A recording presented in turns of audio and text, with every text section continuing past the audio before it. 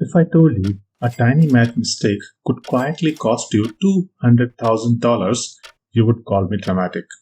But I am about to prove it. This isn't about getting rich quick. This is about how most people, yes, you, read a number, think they understand it, and still lose a fortune over time. Today, I'm going to show you how percentages, interest rates, and tiny fees are silently draining your bank account, and how fixing one habit can save you thousands.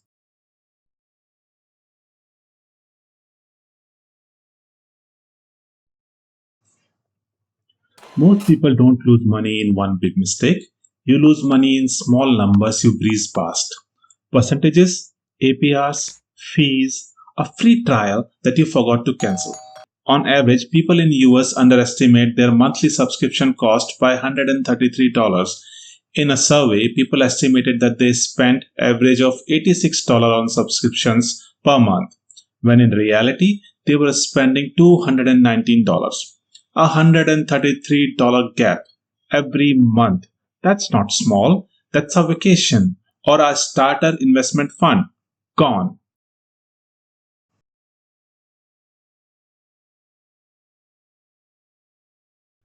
Let's do a quick math. $10,000 at 8% for 20 years becomes $46,600. At 6%, it is $32,000. Same money, same time, $14,600 gone because of 2 percentage points. Your brain hears 2% and shrugs. Compounding doesn't.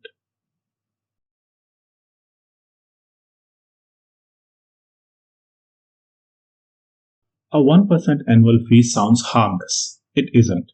If you earn 8% before fees, but you pay 1% in costs, your net is 7%. Over 30 years, $10,000 growing at 8% becomes $100,600. At 7%, $76,100. You just tipped away $24,500 to fees. But the good news is, fund fees have been falling. US investors now pay around 0.34% on average, but many still sit on higher cost funds or pay advisory fees layers on top.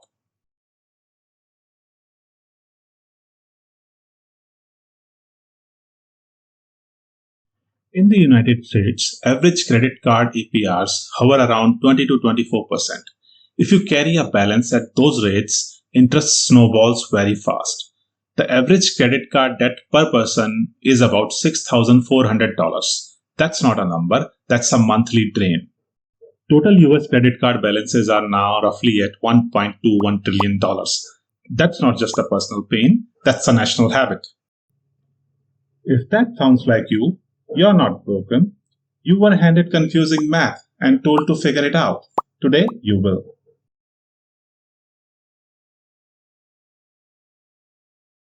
Open your investment account. Find expense ratio. If it is more than 0.5%, ask yourself, can I switch to a lower cost index fund? Next, check the advisory fees. If it is approximately 1%, total cost may be 1% plus. That's your compounding leaking out. Your goal should be to keep all-in costs under 0.4% if possible. Many investors can go even far lower.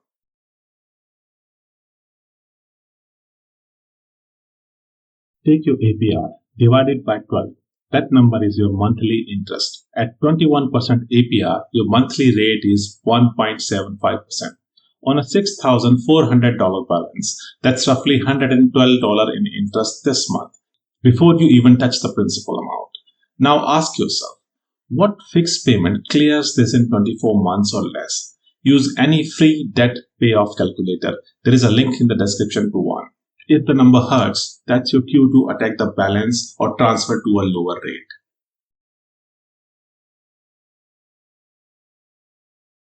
Write down every rate in your life: credit cards, loans, investments, bank savings. Attack debt with the highest APRs first. Automate payments, every extra dollar goes here. Move to low cost index funds where appropriate. Negotiate advisory fees. Don't pay 1% for what a 0.05 fund or ETF can do.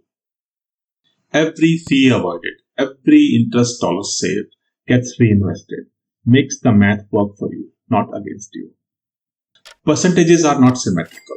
Up 10% and then down 10% is not back to the same level. That's why a small fee or a small APR isn't small. The base keeps changing and the damage compounds. You are not bad at money. You were just never shown how these numbers really behave.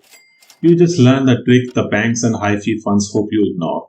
Patch the leak, lower the APRs, slash the fees. Let the compounding carry you, not crush you. Now we have reached end of the video. If you learned something and if you like the video, please like and subscribe. I hope to see you in the next one. Thank you.